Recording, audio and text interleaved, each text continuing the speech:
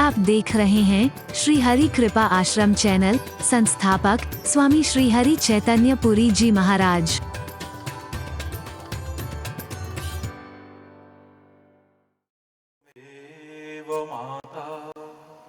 पिता त्वमेव त्वमेव बन्धुः च सखा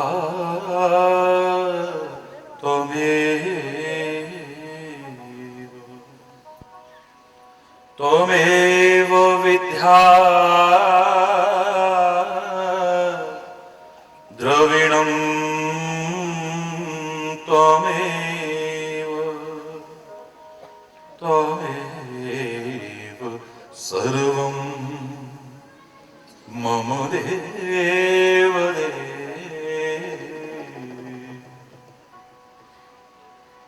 सर्वे भवन्तु सुखिनः सर्वे सन्तु निरामयाः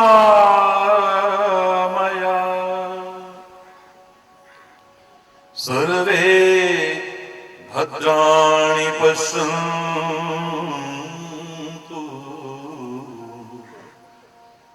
मा कश्चित् दुःखभाग् भवेत् मा कश्चित् दुःखभाग् भवेत्। ॐ शान्ति शान्ति शान्ति।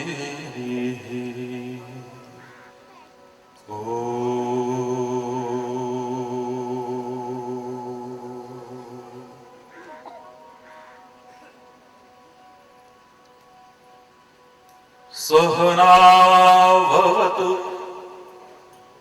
सहनो भुनक्तु सह वीर्यं करवावहै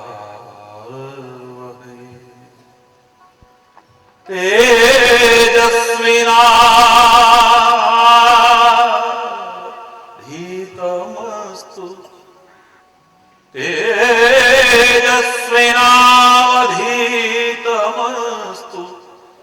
मा विद्विषावहै। ॐ शान्ति शान्ति शान्ति।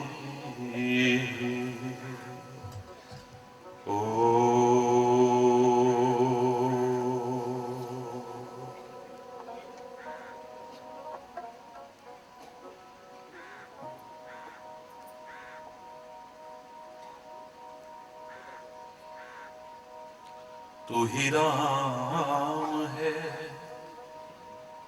तू रहीम है,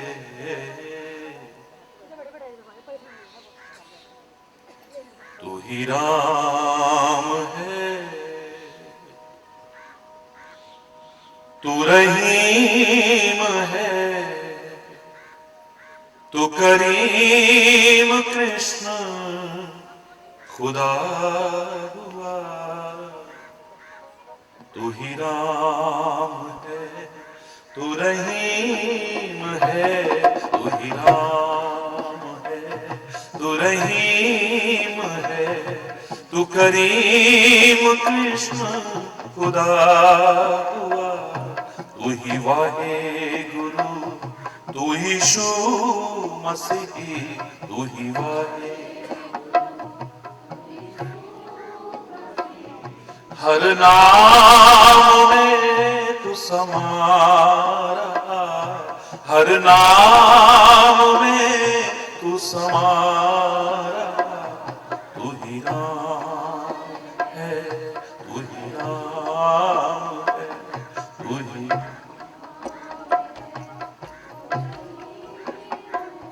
तेरी जात पात कुरान में जा,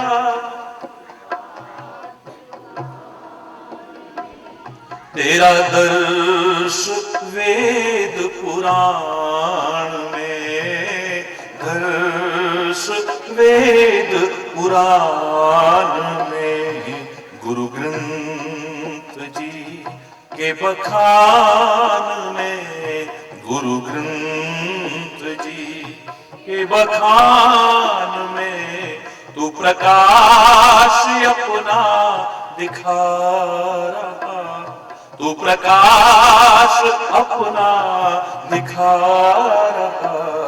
तू ही राम है, तू रहीम है, तू ही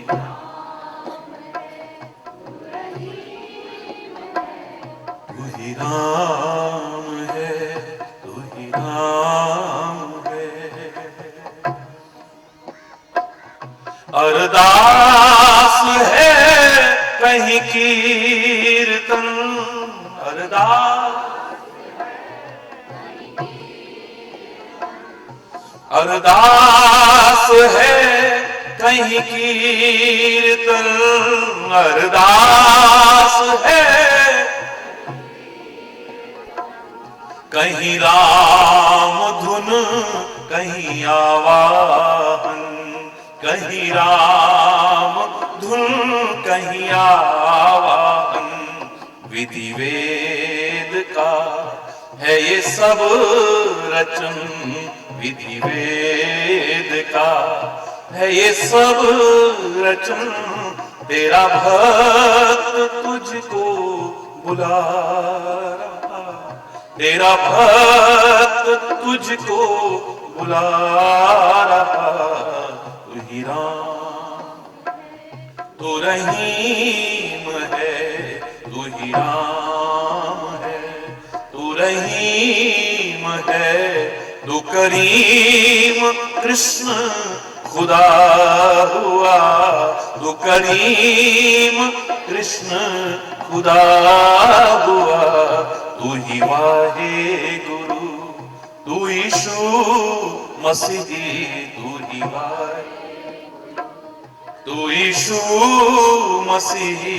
हर नाम में तू समा रहा, हर नाम में तू समा रहा।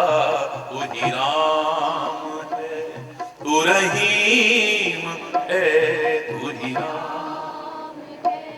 तू रहीम है, तू ही राम है, तू ही राम है, तू ही राम है।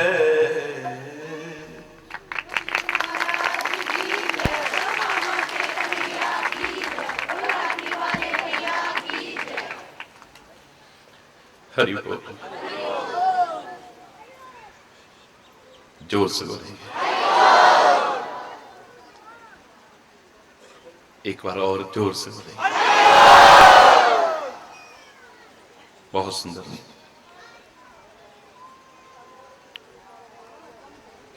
जो प्रसंग चल रहा है हमारा, संसार एक मेला है। हरि बोल।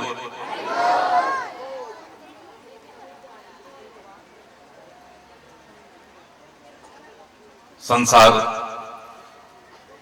एक मेला है और मेला मिलाप शब्द से बना है, जहां मिलते हैं लोग। मेले में जाकर के आनंद आता है, लेकिन जिसे मेले में ठीक से बोलना ना आए, चलना ना आए, व्यवहार ना करना आए, लेन देन ठीक से करना ना आए,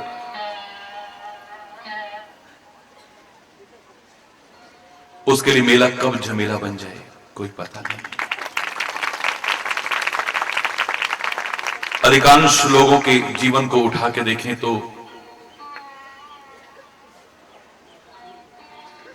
इस मेले को आनंद का देने वाला न बना करके झमेला बना लिया है, क्योंकि हमें मिलना नहीं आता है ठीक से।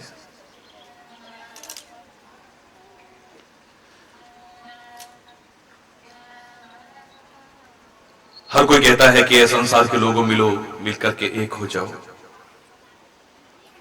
मैं भी कह रहा हूं, बात दोहराने जैसी लगेगी, लेकिन ये चंद पंक्तियां रोज जरूर दोहराऊंगा।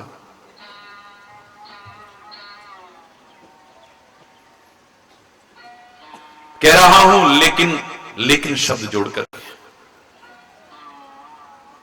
मिलो, लेकिन शेर और बकरी की तरह नहीं, शेर और हिरण की तरह नहीं, जो मिलते हैं मिलकर के एक हो जाते हैं, दूसरा शेष ही नहीं रहता है, लेकिन हिंसा आ जाती है। जिस तुम्हारे मिलने पर हिंसा को स्थान मिले, ऐसा मिलकर के एक होने की कभी कोशिश मत करना। मिलो, मिलकर के एक हो जाओ, लेकिन गंधक और पोटाश की तरह नहीं। ना गंधक बुरा था, ना पोटाश बुरा था, लेकिन जब भी वो मिले एक विस्फोट होता है। तुम्हारे आपस में मिलने से अगर स्थिति स्फोटक होती हो, विस्फोटक स्थिति होती हो, तो ऐसा भी मिलकर के एक होने का कोई लाभ नहीं होगा। मिलो, मिलकर के एक हो जाओ, लेकिन घी और शहद की तरह नहीं। ना घी बुरा था, ना शहद बुरा था, लेकिन शुद्ध घी और शहद यदि समान मात्रा में मिला दिया जाए तो आयुर्वेद कहता है एक नया विष पैदा हो जाता है। जिस तुम्हारे मिलने पर वातावरण विषाक्त हो जाए, कटुता परिपूर्ण हो जाए, ऐसा भी मिलकर के एक होने की कोशिश मत करो। मिलो, लेकिन कौरवों और पांडवों की तरह नहीं। ये जब भी कभी मिले हैं, एक नया विवाद पैदा हुआ है। जिस तुम्हारे मिलने पर, इकट्ठा होने पर एक विवाद पैदा हो जाए, ऐसा भी मिलकर के एक होने का कोई लाभ नहीं है। मिलो, दूध और पानी की तरह, बड़ा अच्छा उदाहरण है, लेकिन सबसे अच्छा नहीं। यहां भी मिलावट है। मिलावट मत लाना अपने विचारों में, अपने चिंतन में, अपने कर्मों में, अपने आचरण में। फिर दूध और पानी की तरह मिलो, मैंने अवश्य कहा, लेकिन खटाइयों से बचते हुए। अगर खटाइयां बीच में आ गई तो तुम्हारा मिलना बेकार हो जाएगा। ऐसा मिलने का भी फिर कोई लाभ नहीं।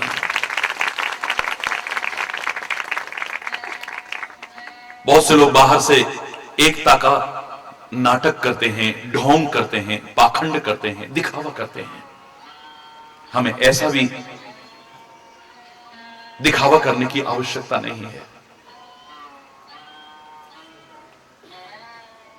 संतरा शब्द जब आता है, जिसे फल कहते हो आप, तो मैं कहता हूं बड़ा अच्छा नाम है। ये कह रहा है संत रहा, संत रहा, पकड़नी है तो संत रहा पकड़ो। लेकिन यहां पर जो मिलने का उदाहरण बता रहा हूं, हमें संतरे की तरह नहीं। बाहर से तो एक जैसा लगता है पूरा, लेकिन जब कभी खोल करके देखा तो अंदर फांकें अलग अलग अलग अलग अलग अलग होती हैं। अंदर अगर हम अलग अलग हैं और बाहर से हम एकता का दिखावा करें, ऐसा भी दिखावा करने की कोई फायदा नहीं है और कोई आवश्यकता नहीं है। खरबूजे को देख करके खरबूजा रंग पलटता है, ये उदाहरण तो मत ले लेना। लेकिन खरबूजे को देखो, ऊपर से चाहे फांकें अलग अलग लगती हैं, लेकिन किसी ने भी कभी भी खोल करके कहीं भी देखा है तो अंदर से एक ही नजर आता है। कहीं कोई विभाजन की कोई रेखा भी नजर नहीं आती। हमारे जो संस्कार रहे हैं, जिनमें कुछ कमी आई है, उनको जागृत करके हम फिर दुनिया को दिखा देना चाहते हैं। हम एकता का ढोंग और पाखंड नहीं करना चाहते। हम दिखावा नहीं करना चाहते कि बाहर से तो एक है और अंदर हमारे दिल बटे हुए हो। हम तो दुनिया को दिखा देना चाहते हैं, देखो खरबूजे को। बाहर चाहे फांकें अलग अलग नजर आ रही है, कोई टोपी वाला नजर आ रहा है, कोई चोटी वाला नजर आ रहा है, कोई पगड़ी वाला नजर आ रहा है, कोई कैसा नजर आ रहा है, कोई कैसा। आज तो ये गुलशन बन गया है, हर दीवार को तोड़ते हुए। हर संप्रदाय के लोग कितने प्यार से मिलकर के यहां इकट्ठे हुए हैं। काश सारी दुनिया में यह हालत हो जाए तो कुछ और ही अच्छा। ऊपर से चाहे अलग अलग लग रहे हैं, लेकिन हमारे दिल मिले हैं, ये दिखाना है। हरि बोल, जोर से बोला।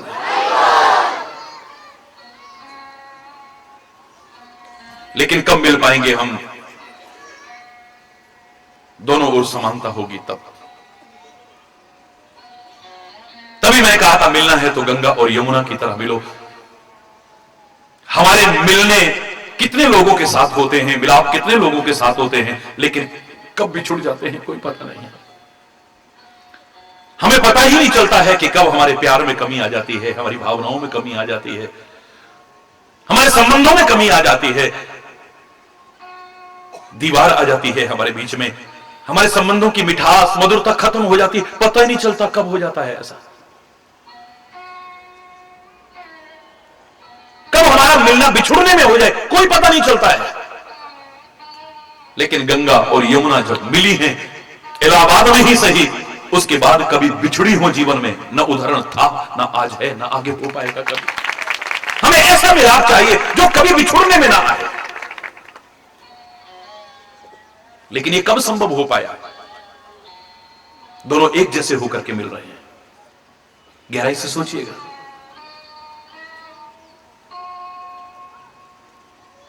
बहुत गहराई से विचार करके तब इसे जीवन में अपनाइएगा।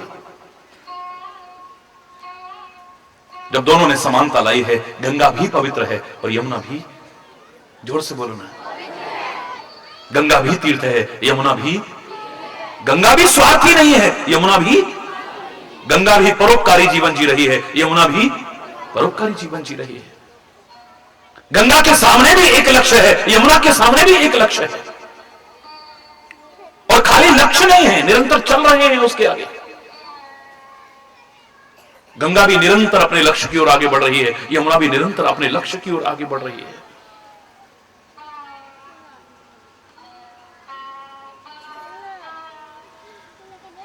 गंगा भी मार्ग में अगर कोई रुकावट आ जाती है तो व्यर्थ के उलझाव और टकराव से बचने की कोशिश करती है। पहाड़ आ जाए, चट्टान आ जाए, उलझती नहीं है, टकराती नहीं है, कहती है अच्छा तुम यहां खड़े रहो, हमें अगर आगे बढ़ना है, जहां से जगह मिलेगी वहां से। गंगा भी, यमुना भी, यानी हर नदियां भी, यहां तक कि पानी की प्रवृत्ति देखिए, जहां से जगह मिलेगी वहां से निकल जाता है, लड़ता झगड़ता नहीं है कभी। यथासंभव व्यर्थ के उलझाव और टकराव से बचने की कोशिश करती है गंगा भी और यमुना भी। हम तो बात बात में उलझते हैं, जरा जरा बातों को एक प्रतिष्ठा का प्रश्न बना करके लड़ते झगड़ते हैं। क्या एक होंगे हम? करीब दोनों का एक जैसा जीवन हुआ है, तब वो मिलाप सार्थक हुआ है, और वो मिलाप ऐसा मिलाप हुआ जो कभी भी बिछुड़ने में ना आया था, ना आ रहा है और ना आगे आ पाएगा। हमें ऐसा मिलाप चाहिए,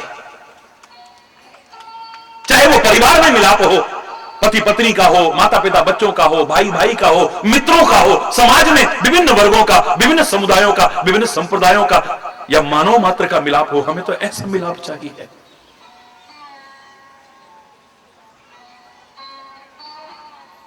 प्यार के बिना असंभव था ये, प्यार के अभाव में संभव नहीं था। लेकिन हम प्यार भी अभी समझ ही नहीं पाए प्यार किसे कहते हैं। हम वासना में संबंधों को प्यार समझ बैठते हैं, स्वार्थ में संबंधों को प्यार समझ बैठते हैं, या कहीं लगाव और आकर्षण उत्पन्न होता है किसी वजह से भी, किसी चीज का भी, हम उसे ही प्यार समझ बैठते हैं। जो विशुद्ध है, निष्काम है, निष्कपट है, निष्केवल है, जो प्यार परमात्मा का ही स्वरूप है। Love is God and God is love.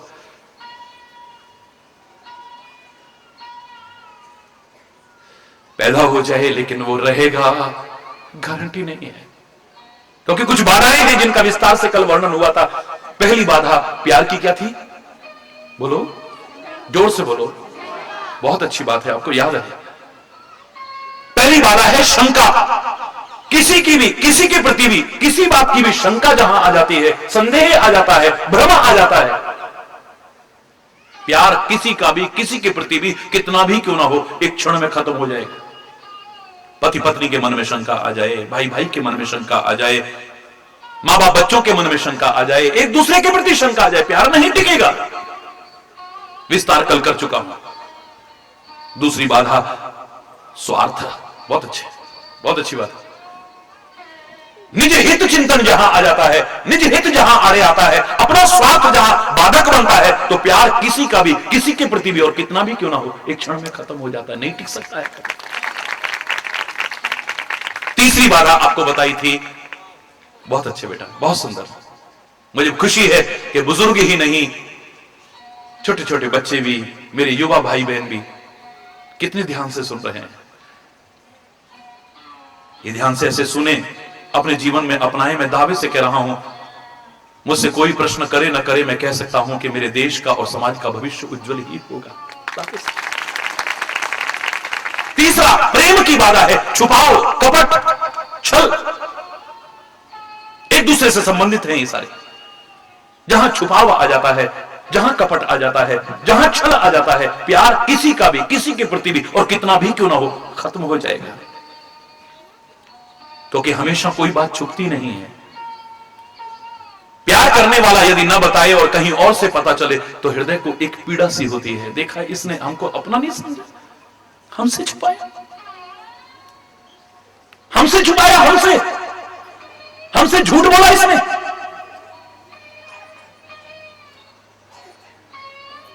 आप ज्यादा इसको महसूस कर सकते हो, दिल टूटता है, और जहां टूटता है तो फिर बोलना है। प्यार में कब कमी आ जाएगी आपको पता नहीं है। कमी आना तो दूर, कब खत्म हो जाएगा कोई पता नहीं है। गलतफहमियां जो हमारी आपस में आ जाती है, चौथी, ये हमारे प्यार को बनी नहीं रहने देगी।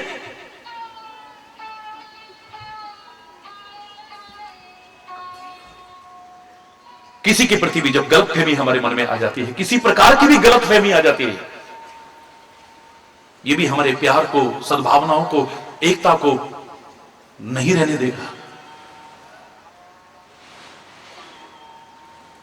सुग्रीव बाली से बहुत प्यार करता था, अपने भाई से कितना प्यार करता था। इतिहास उठा करके देखिए, अगर उदाहरण को पढ़ो तो।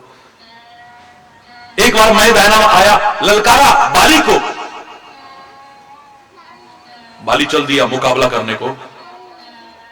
बहुत दिन तक मुकाबला चला, बहुत लंबा मुकाबला चला, लेकिन युद्ध निर्णायक स्थिति पर नहीं पहुंचा। आखिर में वो राक्षस एक गुफा के अंदर घुस गया। बाली भी उसके पीछे भागने लगा। सुग्रीव अपने भाई को परछाई की तरह जो साथ कर रहा था, छोड़ने की कोशिश नहीं कर रहा है। बाली कहता है, भैया तुम बाहर रहो, कि मैं कुछ भी नहीं बिगाड़ पाएगा। नहीं भैया, आप इतने ताकतवर हैं, आप अजय हैं, आपको कोई जीत नहीं सकता है, आप पराजित कभी नहीं हो सकते। लेकिन इससे मुझे मन में बड़ा अजीब सा लग रहा है, मैं आपको नहीं छोड़ूंगा। वो कहता है, बाहर रहो, अगर 15 दिन के अंदर मैं आ जाऊं तो ठीक है, वरना सोच लेना कि मैं मर गया हूं। 15 दिन तक वहां रहा, बाली बाहर नहीं आया। अचानक एक खून की धारा बाहर निकली। मैं कोई, आप जानते हैं, कोई व्यवसायिक कथावाचक नहीं हूं और कहानी किससे नहीं सुनाता हूं, मैं तो आपको व्यावहारिकता सिखा रहा हूं। उसमें अगर सहायक बने कोई कहानी, कोई किस्सा, तो बोलने में संकोच भी नहीं करता हूं। खून की धारा निकली है, बाली की कहीं से आवाज भी नहीं आ रही है।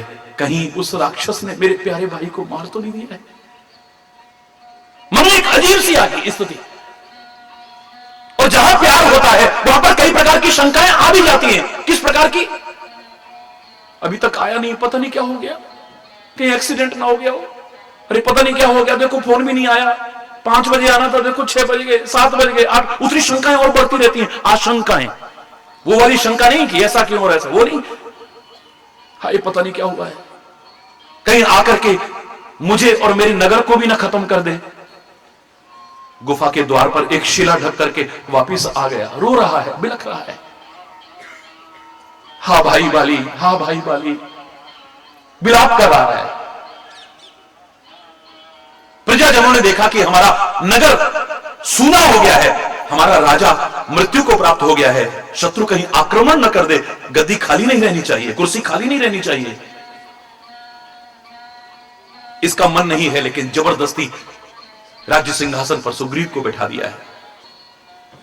बाली मरा नहीं था, वापिस लौटा। वापिस नगर में आकर के जब देखा कि सुग्रीव गुफा के द्वार पर शिला भी लगा करके आ गया था, मेरा इंतजार भी नहीं किया और यहां आकर के राजा बन करके बैठा है, अच्छा, गलतफहमी पैदा हो गई। और उस गलतफहमी का परिणाम आपके सामने है। इतिहास उठा करके देखिए, कितना प्यार था, लेकिन सारा का सारा प्यार खत्म हो गया। सारा प्यार खत्म हो गया है। जो एक दूसरे के प्रति गलतफहमियां भी हमारे मन में आ जाती हैं, ये भी प्यार खत्म कर देती है। एक हमारे संबंधों की गरिमा क्यों खत्म होती है? आज मैं चंद नमूने पेश कर रहा हूं आपको, जो आपको अपनी ही कथा लगेगी। हरि बोल। चंद नमूने हैं। हमारे अंदर सहन शक्तियों का भी अभाव हो गया है। मां बाप को बच्चों की बात सहन नहीं है, बच्चों को मां बाप की बात सहन नहीं है, भाई को भाई की बात सहन नहीं है, पति को पत्नी की, पत्नी को पति की बात सहन नहीं है। और ये घर से बाहर निकलो तो किसी को भी किसी की जरा सी बात सहन नहीं है। सहन शक्तियों का बड़ा अभाव हो गया है। बात बात में तमतमा उठना, बात बात में जोश में आ जाना, और ऐसे जोश में जिसमें आकर के होश भी खो बैठे। जोश बुरा नहीं है, लेकिन जिस जोश के आने पर हम होश खो बैठे, ऐसा जोश तो जीवन का अनुचित ही अनुचित करे। तमतमा उठे हैं हम लोग, और उसमें हम किसी के भी आत्मसम्मान को ठेस पहुंचाने की कोशिश करते हैं। अनुचित से अनुचित बोल जाते हैं, अनुचित से अनुचित कर जाते हैं। दरार आ जाती है। हर कोई अपना आत्मसम्मान रखता है, सेल्फ रिस्पेक्ट रखता है। जब हम उस पर चोट पहुंचाएंगे तो प्यार बनेगा या टूटेगा? बोलो, जोर से बोलो ना। दिमाग हमारे बहुत गर्म होते। हम इसके कारण क्या कर रहे हैं? अपना स्वास्थ्य भी खराब करते चले जा रहे हैं, अपने प्यार, एकता और सद्भाव को भी नष्ट करते चले जा रहे हैं, अपने स्वभाव को भी खराब करते चले जा रहे हैं। सब कुछ खराब ही खराब करते चले जा रहे हैं। हम लोग बुरा ना मानना। अगर मैंने कल शिव परिवार का उदाहरण आपके सामने रखा था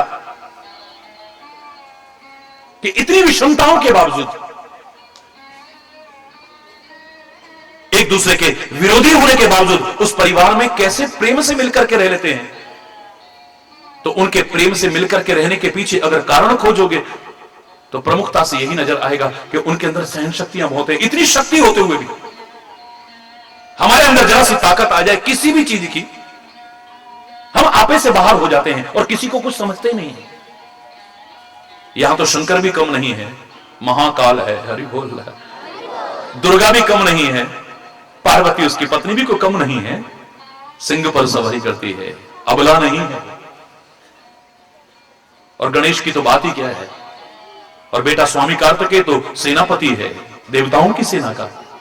शक्ति में कोई कम नहीं है, लेकिन उस शक्ति का दुरुपयोग नहीं करते हैं।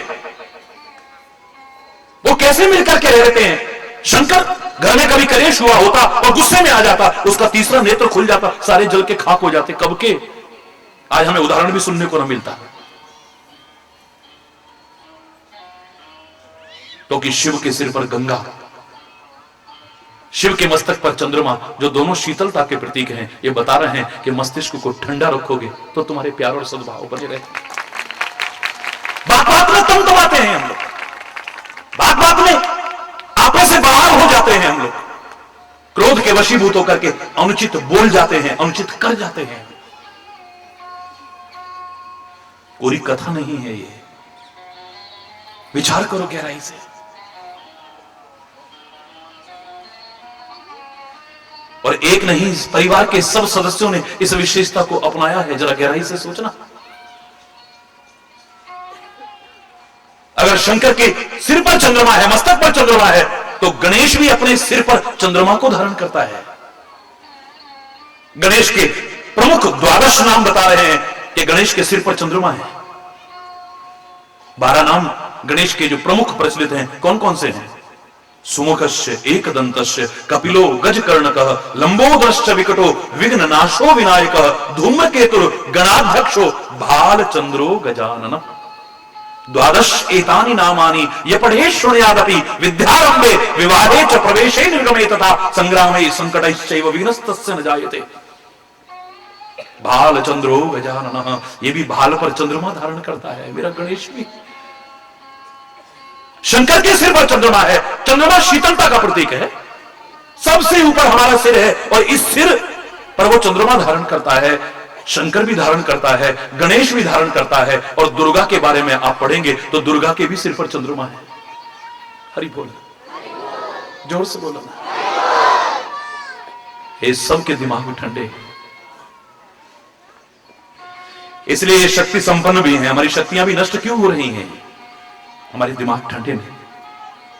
मेरे से अगर कोई व्यक्ति पूछे कि महाराज जी आप बताइए कम से कम शब्दों में कि संसार में जीवित व्यक्ति कौन है, आप कुछ भी परिभाषा देते रहना।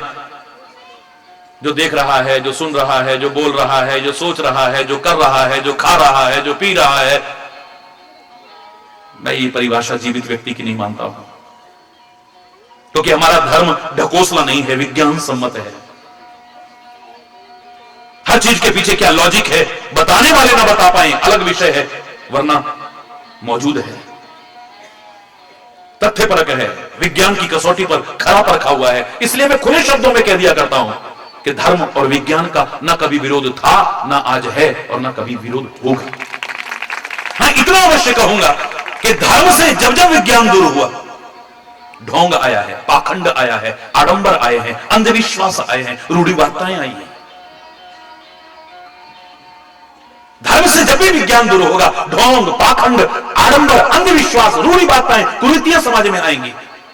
और यह भी कहने में संकोच नहीं करूंगा कि अगर विज्ञान से भी धर्म दूर रहा तो वो विज्ञान विकास का नहीं, विनाश का कारण ही बनेगा। वो विज्ञान का भी विकास नहीं कर सकता है, विनाश ही विनाश करेगा। जिस विज्ञान के साथ में धर्म न रहा तो, परहित चिंतन न रहा तो।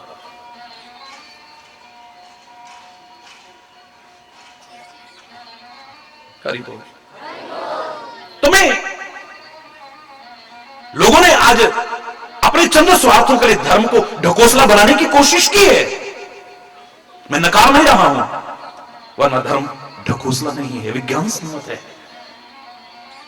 ये अधूरी परिभाषा कम से कम हरि चैतन्य देगा, ये उम्मीद मत रखिएगा। जब जब मुझसे पूछा गया कि आप संसार में जीवित व्यक्ति किसे मानते हैं, मैंने एक ही पंक्ति में कहा है, जिसका रक्त गर्म हो, रक्त माने खून, जिसका खून, जोर से बोलो, गर्म हो, जिसका मस्तिष्क ठंडा हो और जिसकी चेतना जागृत हो, संसार में वही जीवित है, वरना जीवित भी मृतक तुल्य जीवन जी रहा है।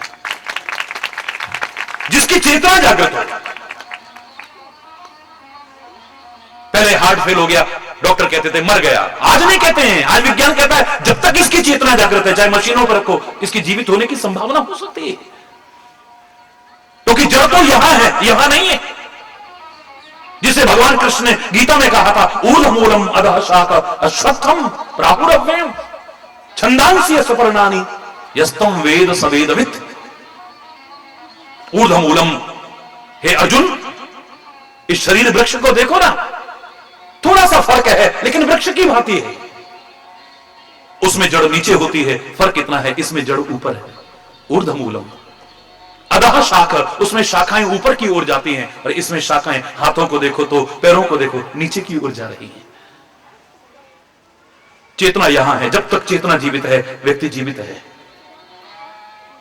हमारा कानून भी मान्यता नहीं देगा कि उसे इच्छा मृत्यु की भी इजाजत दे दी जाए, मशीनों पर रखा जाए, लेकिन क्योंकि इसकी जीवित होने की संभावना अभी है। नहीं बोलना। जिसकी चेतना जागृत है, जिसका रक्त गर्म है और जिसका मस्तिष्क ठंडा है, संसार में वही जीवित है, वरना जीवित भी मृतक तुल्य जीवन जीता है।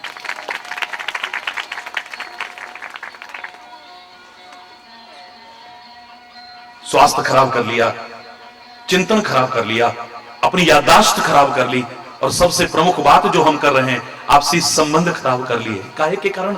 इसी जोश में आने के कारण, होश खोने के कारण, इस आवेश और क्रोध में आने के कारण, सहन शक्ति के अभाव के कारण। यही तो किया हमने। क्या किया? पुराने बुजुर्ग लोग कहा करते थे, पैर गरम, पेट नरम, सिर ठंडा, आए हकीम तो मारो डंडा। अरे बोलना, ये नहीं था कि घर में कोई हकीम आए तो उसे डंडा मारो, यानी तुम्हें इलाज के लिए किसी हकीम डॉक्टर की आवश्यकता नहीं पड़ेगी अगर तुम्हारा शरीर ऐसा है तो। कैसा? पैर गरम, पेट नरम, सिर ठंडा। अगर आपके हाथ पैर ठंडे होने लगे, there is something wrong, you should consult your doctor.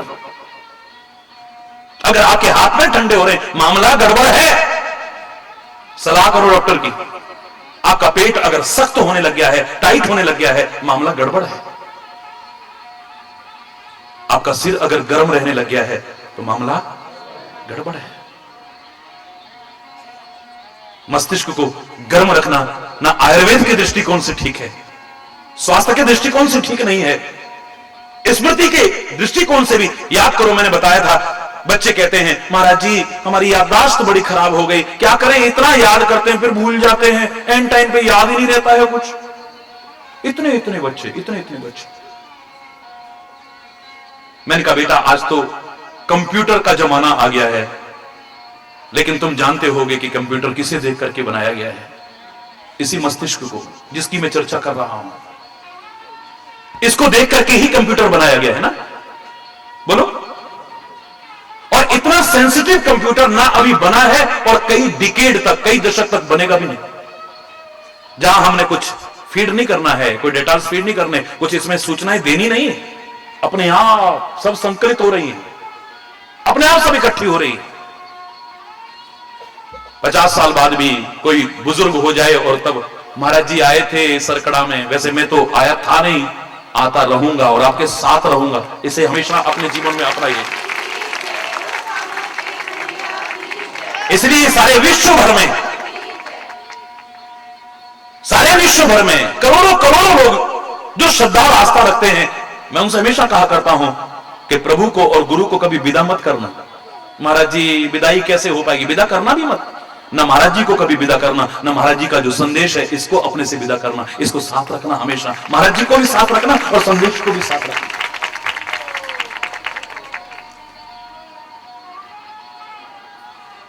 लेकिन एक अलग विषय हो गया, 50 साल बाद भी याद करो, तुम्हें सारा सीन चलचित्र की तरह घूम जाएगा। ऐसा मंच बना था है? अगर ध्यान से देख लोगे तुम्हारे कंप्यूटर में सब भर गया है, ऐसे लोग बैठे हुए थे, ये हो रहा था, वो हो रहा था, सब भर गया है। बुजुर्गों से पूछो, बोले अरे तब जब गदर हुआ था ऐसा हो रहा था, अरे हमारी आंखों के आगे वो ट्रेन आई और उसमें से लाशें निकल रही थी, लोग उनको मार रहे थे, ऐसा कर रहे थे, लूट रहे थे, ये कर रहे थे, वो कर रहे थे, है? सैकड़ों साल पुरानी घटना भी चलचित्र की तरह गूंज रही है, इसमें सब भर रहा है ऐसा कंप्यूटर। बोलो। लेकिन इसे देख करके कंप्यूटर तो बना है, और इतना नाजुक, इतना सेंसिटिव कंप्यूटर अभी तक ना बना है, ना अभी जल्दी बन पाएगा। जो बने भी हैं कंप्यूटर, उनमें से जो सेंसिटिव कंप्यूटर्स हैं, आप देखते होंगे उन्हें गर्मी से बचाया जाता है। आम जो पर्सनल कंप्यूटर्स होते हैं, पीसी जिन्हें कहते हैं, उसमें भी अंदर कूलिंग सिस्टम होता है, फैन होते हैं अंदर। हरि बोल। अगर कूलिंग सिस्टम खराब हो जाए तो कंप्यूटर खराब हो जाएगा। हरि बोल।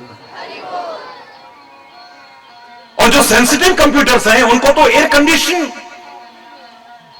रूम्स में रखा जाता है, गर्मी से बचाया जाता है ना। आम कंप्यूटर को भी गर्मी से बचाया जाता है, और तुम क्रोध में आकर के गर्मी को इसमें प्रवेश दिला रहे हो। तुम्हारा इतना सेंसिटिव कंप्यूटर कैसे बच पाएगा, इसकी याददाश्त कैसे बच पाएगी, जरा विचार करो। है? खराब कर रहे हो अपने कंप्यूटर को तुम। उस कंप्यूटर में कोई वायरस ना आ जाए, वायरस आ गया तो बेकार हो जाएगा वो। जितने सेंसिटिव कंप्यूटर्स होते हैं वो एयर कंडीशनिंग रूम में रख करके चप्पलें जूते भी बाहर उतार के जाते हैं, कोई गंदगी भी अंदर प्रवेश ना करे, कोई कीटाणु अंदर ना आए, कोई वायरस अंदर ना आ जाए, किसी प्रकार से भी गंदगी से बचाया जाता है, वायरस से बचाया जाता है। लेकिन दूसरों के दोष रूपी गंदगी इसमें भरते जा रहे हो तुम, गलत चिंतन रूपी गंदगी इसमें भरते जा रहे हो तुम, गलत सोच रूपी वायरस इसके अंदर आ रहा है। इस कंप्यूटर का भी क्या होगा तुम सब जानते हो, बताने की आवश्यकता नहीं।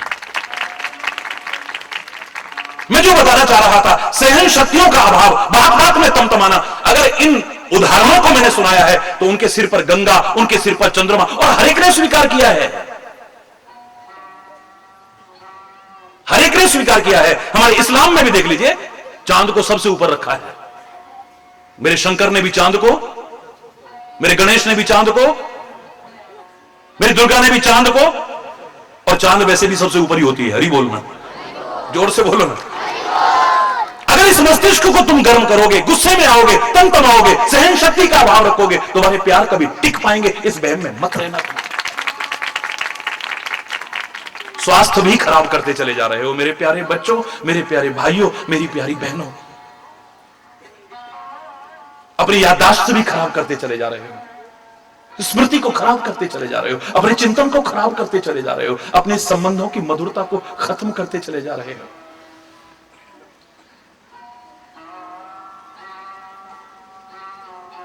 यहां पर तो हम हर एक से सीखना हमें सिखाया था। तो पृथ्वी से भी जब चर्चा आई तो हमें सहन शक्ति का संदेश दिया था। मैं उस पर चर्चा नहीं कर रहा हूं कि अन्याय और अधर्म को सहना भी एक अपराध है, मैं उसकी चर्चा नहीं कर रहा हूं। मैं तो यहां पर चर्चा कर रहा हूं कि आपसी प्यार बढ़ाना चाहते हो और एक दूसरे की बात ही तुमसे सहन नहीं होती।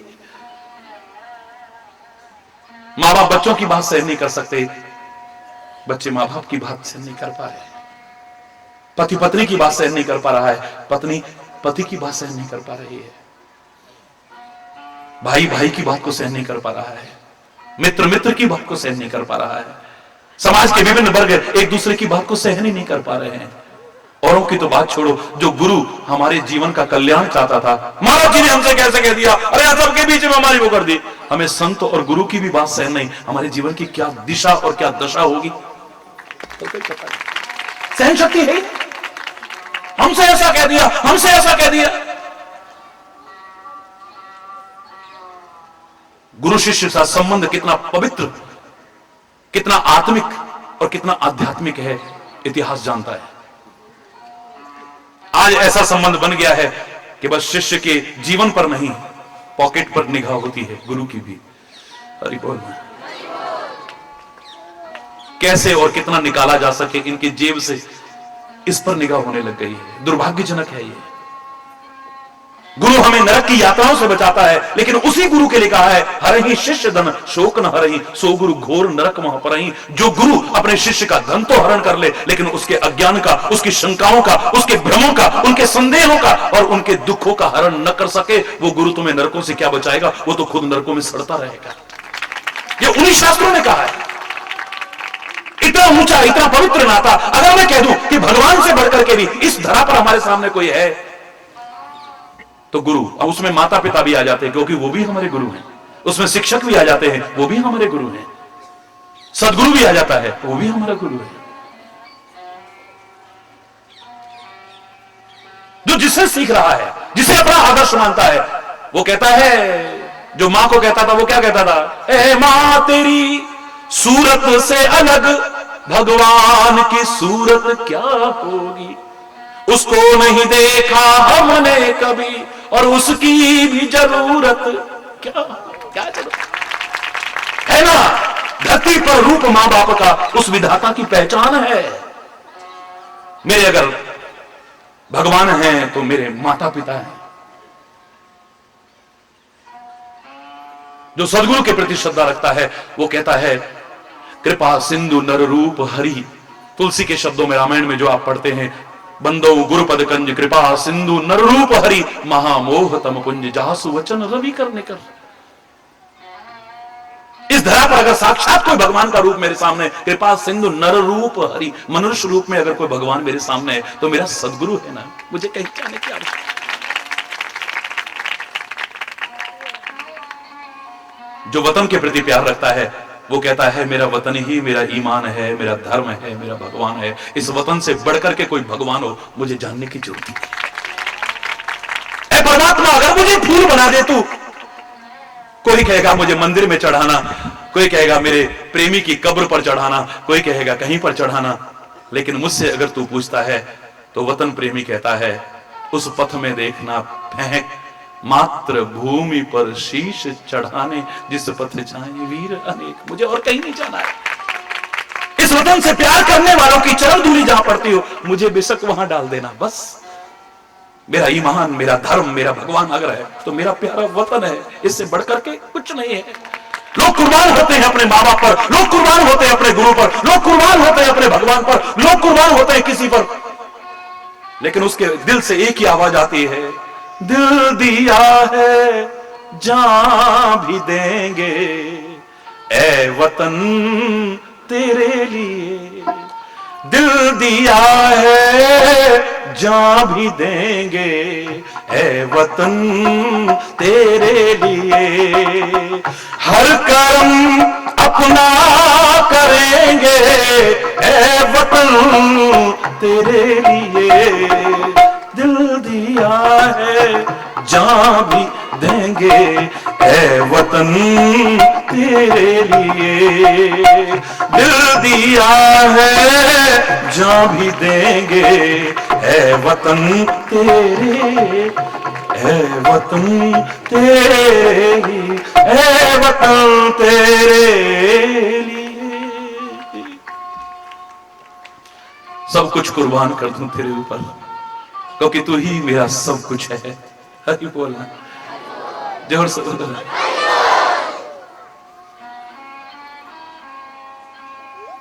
कबीर से अगर कोई पूछे कि तेरे सामने भगवान भी खड़ा हो और तेरा गुरु भी खड़ा हो तो किसके चरणों में झुकेगा? बोले नहीं, वो कहां था मेरे सामने। वो सीधे सीधे शब्दों में कह उठेगा, गुरु गोविंद दो खड़े काके लागू पाए, बलिहारी गुरु आपने जिन गोविंद थी हो पिला। भगवान ने तो मेरे को मानव का शरीर दिया था, लेकिन गुरु ने तो सच्चा इंसान बनाया है मुझे। वो कह उठेगा, शब्दों को अन्यथा मत लेना, गलत अर्थ मत लगाना, इनके भावना को समझने की कोशिश करना। उससे ऐसा कह उठता है, भगवान ने तो मेरे को मानव का शरीर दिया है, लेकिन इस शरीर को पाकर के इंसान कितने बने हैं? कोई चोर बना, कोई उचक्का बना, कोई लुटेरा बना, कोई कुकर्मी बना, कोई अधर्मी बना, कोई राक्षस बना, कोई कैसा बना, कोई कैसा बना। परमात्मा के दिए मानव शरीर को पाकर के हर कोई इंसान बनाओ, कोई गारंटी नहीं है, लेकिन गुरु के बताए रास्ते पर चल करके कोई इंसान ना बनाओ, ऐसा एक उदाहरण नहीं मिलेगा।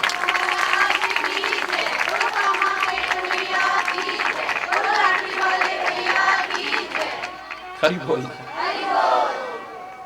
मेरे शब्दों का गलत अर्थ न लगाएं। आजकल का जो ढोंग और पाखंड चल रहा है और गुरुडम चल रहा है, मैं उसके समर्थन में नहीं बोल रहा हूं, मैं सच्चे सदगुरु के बारे में कह रहा हूं। जो अपने तक नहीं लेना चाहता है, तुम्हें उसी राह पर ले जाना चाहता है,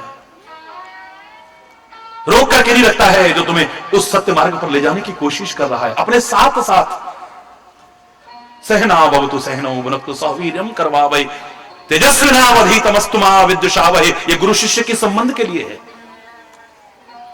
लेकिन जब ऐसे संबंध में भी विद्वेष की स्थिति आ सकती है, संबंधों की मधुरता खत्म हो सकती है, तो तुम्हारे दुनिया के संबंध टिक पाएंगे? महाविद्वेषावहै, हमारे बीच कभी विद्वेष ना आए। उपनिषद कहते हैं गुरु शिष्य के संबंध में, गुरु शिष्य के संबंध में विद्वेष आता होगा तभी कहा होगा। हरि बोलना। तो फिर तुम्हारे नाते संबंध मेल मिलाप कब तक टिकेंगे? हरि बोलना। विचार करना गहराई से। हमें ढूंढना पड़ेगा कि कैसे हमारे संबंध बने रखे। गंगा और यमुना का संबंध क्यों बना है? क्योंकि दोनों का एक जैसा जीवन है, एक जैसे हैं दोनों, एक जैसे हर चीज में देखो एक जैसे हैं, कोई कम नहीं है पवित्रता में, किसी चीज में है। और मैंने आपसे कहा था, ऐसे पवित्र भाव से जब दो मिलते हैं कोई भी, तो वो तीर्थ नहीं रहता, तीर्थराज बन जाता है, जीवन प्रयागराज बन जाता है। बहुत उच्च, बहुत दिव्य, बड़ा अनुपम, अद्वितीय जीवन बन जाता है, महान जीवन बन जाता है। कितने मिलाप हुए होंगे राम युग में भी आप देखते हैं, क्योंकि रामचरित्र जनमानस में सहज में प्रचलित है, थोड़ा बहुत तो सब जानते हैं। हरि बोलना। श्री राम इस लौकिक लीला में कितनों से मिले होंगे, कितनों से मिलाप हुआ होगा राम का, लेकिन कितने उदाहरण गाते हो आप मिलाप के राम के साथ में? एक खाली। पूरी रामलीला जब खत्म हो जाती है तब भरत मिलाप होता है। हरि बोलना। कितनों से मिले होंगे श्री राम? एक से नहीं मिले हैं, क्योंकि हम मिलाप पर चर्चा कर रहे हैं, तो मिलाप का आदर्श उदाहरण देखिए आप। गंगा और यमुना की समानता की तरह यहां पर भी आपको समानता नजर आएगी। तभी मैंने कहा था कि सारी दुनिया चाहे भाषण देती रहे कि एक बनो, नेक बनो, हरिचेतन इसको सहमति नहीं दे सकता है। तुम एक हो ही नहीं सकते जब तक नेक ना बनो। इसलिए मैं इसको उलट करके कह रहा हूं, पहले नेक बनो तब एक बनो, बने रहोगे एक, नहीं बने रह सकते हो। तुम्हारी नेकी में कहीं कमी आ जाती है, कहीं बदी प्रवेश कर जाती है, तभी तुम्हारे संबंध खराब होते हैं।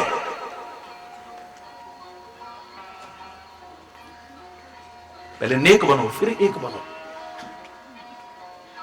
गंगा यमुना से पवित्रता अपने अंदर प्रवेश हो। कितने मिलाप हुए होंगे श्री राम के साथ में, लेकिन मिलाप शब्द नहीं जुड़ा है पूरी रामायण के अंदर। पूरी रामायण के अंदर अवधवासियों से मिले हैं, कहीं नहीं है राम अवध मिलाप। जनकपुर वासियों से मिले हैं, कहीं नहीं है राम जनकपुर मिलाप। होता क्या? विश्वामित्र से मिले हैं, वशिष्ठ से मिले हैं, जंगल में कितने ऋषि मुनियों से मिले हैं, शबरी से मिले हैं, विभीषण से मिले हैं, सुग्रीव से मिले, पता नहीं किस किस से मिले हैं, निषाद से मिले हैं, और अपने स्वभाव के कारण कितने प्यार से मिले हैं, लेकिन फिर भी मिलाप का उदाहरण नहीं बन पाया है। ये राम की महानता है जो जन सामान्य को भी अपने गले से लगाए, ठुकराए जीवों को भी अपने गले से लगाए। तभी मैं कहता हूं कि तुम परमात्मा के सच्चे भक्त कब हो? जब समझो हम किसका नाम ले रहे हैं। ये वो राम है जिसने मां बाप की आज्ञा का पालन किया है। ये वो राम है जिसने भाई भाई के प्यार का एक आदर्श दिया है हमारे सामने। ये वो राम है जो अधिकार के लिए नहीं लड़ा है, कर्तव्य के पालन के लिए तत्पर रहा है। ये वो राम है जिसने धर्म की संस्थापना के लिए अनंत कष्ट सहे है, अधर्म के विनाश के लिए अपना जीवन ही समर्पित कर दिया है। सारी दुनिया ने जिन्हें ठुकराया है उनको भी अपने गले से निषाद और शबरी की तरह लगा करके एक आदर्श उदाहरण रखा है। ये वो राम है। उस राम का नाम लेकर के अगर हम किसी से भी नफरत करते हैं, हम राम के भक्त नहीं हैं। उस राम का नाम लेकर के भी अगर हम अधर्म का साथ देते हैं, हम राम के सच्चे भक्त नहीं हैं।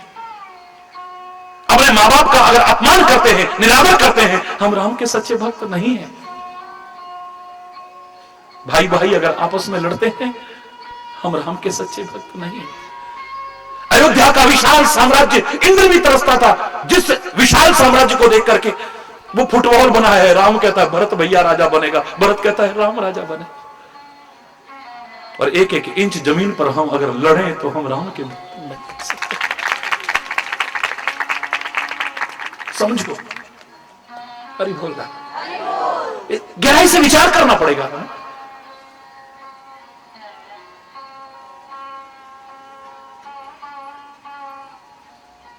अरे बोल, कितने मिलाप हुए राम के जीवन में, लेकिन मिलाप शब्द जुड़ा ही नहीं कहीं। पूरी राम गाथा हो गई, पूरी रामलीला हो गई, और जब खत्म हुई, रावण में मर गया, सब कुछ हो गया, तब हो रहा है भरत मिलाप। वाह! सीता अशोक वाटिका में मिली है, जो अभिन्न अंग है। बन्नो सीता राम पद गिरा अरथ जल बीच सम कहियत भिन्न न भिन्न। जो अभिन्न तत्व थे वो मिल गए हैं, लेकिन मिलाप शब्द नहीं है। हरि बोलना। अग्नि में प्रवेश कराया है, लेकिन अब अग्नि परीक्षा के बहाने प्रतिबिंब को जला करके वास्तविक सीता को फिर सामने ले आए, और फिर मिलाप हो गया है, लेकिन फिर भी मिलाप नहीं आया है। एकमात्र उदाहरण अगर मिलाप शब्द का, मिलाप पर जो हमारी चर्चा चल रही है संसार रूपी मेले में, तो भरत मिलाप मिलता है। क्या विशेषता है इसमें? आप गहराई से विचार करेंगे तो जो राम है वही भरत है, जो भरत है वही राम है। तुम खाली बाहर बाहर की चीजों को देखते हो और इसलिए अधूरा जान पाते हो। आज हमने धर्म की भी जो परिभाषा जान ली है, कितनी, वो जालीदार टोपी पहनी जरूर मुसलमान होगा। बुरा मत मानना मेरी बात का। ये चोटी बड़ी हुई है ना, जनेऊ पहन रखा, जरूर हिंदू होगा। तिलक लगा रखा है ना, जरूर हिंदू होगा। गले में क्रॉस लटका रखा है ना, जरूर ईसाई होगा। देखो पगड़ी पहन रखी ना, जरूर सरदार होगा, ये जरूर सरदार होगा। कितनी अधूरी परिभाषाएं हमारी। हमें ऐसी अधूरी परिभाषाएं नहीं चाहिए। ना हिंदू बुरा है, ना मुसलमान बुरा है, ना सिख बुरा है, ना ईसाई बुरा है, ना जैन बुरा है, ना बौद्ध बुरा है। लेकिन ये जो अधूरी परिभाषाएं करते हो और अधूरी परिभाषाओं के कारण जो गलत तत्व भी प्रवेश कर जाते हैं, बस उन्होंने ही हर मजहब को और हर धर्म को बदनाम करने की कोशिश की। कार्य इतने से नहीं हो जाता है। अधूरा अधूरा जानते हो तुम। कल चर्चा चल रही थी, मुझे इतना अच्छा लगा यहां के सभी लोगों के प्यार के साथ साथ, क्योंकि मैं अलग अलग शब्द कहने में मुझे शर्म आती है, लेकिन आप अलग अलग समझ बैठे हो, इसलिए मुझे कहना पड़ रहा है। यहां के मुसलमान भाई जब मेरे से मिलने आए, मैं तो भाई ही कहूंगा, मुसलमान शब्द भी जोड़ना मुझे अच्छा नहीं लगता है। इसमें भी एक दूरी सी नजर आती है। मेरे भाई जब मुझसे मिलने आए, तुम्हारी निगाह में जिन्हें तुम मुस्लिम कहते हो, तो चर्चा चल रही थी कि देखो गुजरात में जब ऐसा हुआ था तो हिंदुओं ने मुसलमानों को, मुसलमानों ने हिंदुओं को जलाया। उन्होंने भी इतना सुंदर भाव रखा और उसी की पुष्टि करते हुए मैंने भी इतना ही कहा था। बैठे हैं मेरे सारे भाई, मैंने कहा ना हिंदू जला सकता है ना मुसलमान जला सकता है। ऐसे लोग शैतान हैं, हैवान हैं, उनकी जितनी निंदा की जाए उतनी कम है। इनका कोई धर्म ईमान नहीं होता है। ना हिंदू बुरा है ना मुसलमान बुरा है, जो बुराई पर आ जाए वो इंसान बुरा है। तभी तो मैं कहा करता हूं एक पंक्ति में कि अफसोस मुझे इस बात का नहीं है कि आप हिंदू हैं या मुसलमान हैं या सिख हैं या ईसाई हैं, जैन हैं या बौद्ध हैं या पारसी हैं। अफसोस मुझे इस बात का है कि धर्म से जुड़ने के बाद भी सच्चे इंसान नहीं बन पाए। हम हिंदू बने हैं, मुसलमान बने हैं, सिख बने हैं, ईसाई बने हैं, जैन बने हैं, बौद्ध बने हैं, पारसी बने हैं, पता नहीं क्या क्या बने हैं, लेकिन सच्चे इंसान बन जाते तो बात ही कुछ और। मजबूर होकर के तभी तो मुझे गाना पड़ता है। मजबूर होकर के समाज की दशा को देख करके मुझे गाना पड़ता है। मेरा किसी धर्म और मजहब से विरोध न था, ना है, ना आगे होगा, लेकिन दशा को देख करके कहना पड़ा था अब तो मजहब कोई ऐसा भी चलाया जाए जिसमें इंसान को इंसान बनाया जाए। अब तो मजहब कोई ऐसा भी चलाया जाए जिसमें इंसान को इंसान बनाया जाए, जिसकी खुशबू से महक जाए पड़ोसी का भी घर, फूल इस बगिया में अब ऐसा खिलाया जाए। आग बहती है अब यहां गंगा में और यमुना में, तीर्थ भी नहीं अछूते बचे हैं। कभी रघुनाथ मंदिर में, कभी अक्षरधाम में, तो कभी चरारे शरीफ में, कभी किसी चर्च में, कभी कहीं आग लगाते हैं ऐसे दरिंदे।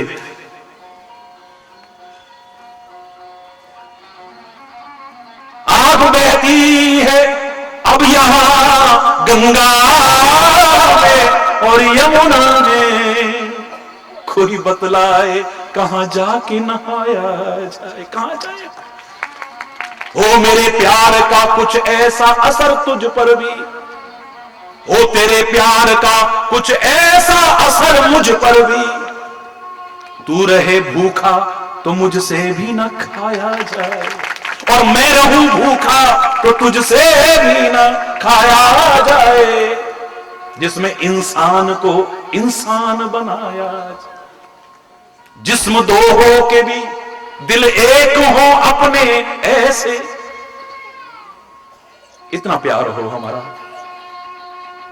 परमात्मा से प्रार्थना, आपका आवाहन, जिस्म दो हो कि भी दिल एक हो अपने ऐसे, तेरा आंसू मेरी पलकों से उठाया जाए।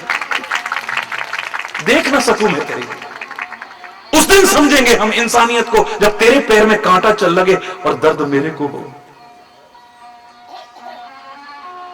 कठिन सा लगता है लेकिन असंभव नहीं है। ऐसे लोग हैं जो तुम्हारे दर्द से पीड़ित होते हैं, जो बर्दाश्त नहीं कर पाते तुम्हें दुखी देख करके, तुम्हें पीड़ित देख करके, तुम्हें परेशान देख करके, सह नहीं पाते हैं। क्यों आते हैं प्रभु बार बार इस धरा पर अवतार लेकर के भी? क्योंकि तुम्हें दुखी नहीं देख पाते हैं। क्यों संत महापुरुष, पीर पैगंबर रात दिन इतना प्रयास करते रहे, कर रहे और करते रहेंगे? क्योंकि वो तुम्हें देख ही नहीं सकते दुख में, कष्टों में, विपत्तियों में, परेशानियों में, उलझनों में। सच्चे सुख का, सच्ची शांति का, सच्चे चैन का, सच्चे सुकून का राह बताने आते हैं वो। मैं उन व्यवसायियों की बात नहीं कर रहा जो बिजनेस करने आते हैं, जो तुम्हारा प्यार नहीं तुम्हारे नोट बटोरने आते हैं।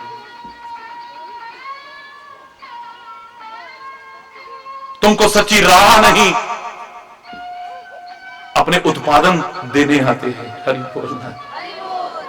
मैं उनकी बात नहीं कर रहा। हकीकत जानना, जब कभी तुम्हें पीड़ा होती है तो उससे पहले वो व्यथित हो जाते हैं, नहीं देख सकते तुमको दुख। तभी तो मैंने एक बार कहा था मेरे प्यारे बच्चों, जहां तक प्रभु और गुरु का और संत का सवाल है ना, इनके साथ जरूर कोई प्यार का संबंध बनाना, दिल से, दिखावटी नहीं, सामने सामने नहीं, दिल से प्यार का संबंध बनाना। तुम पहले तो आते नहीं हो शरण में प्रभु की, सदगुरु की, और अगर आते भी हो तो ए दुखी मानव, तूने हर दुख रोया होगा। हरि बोलना।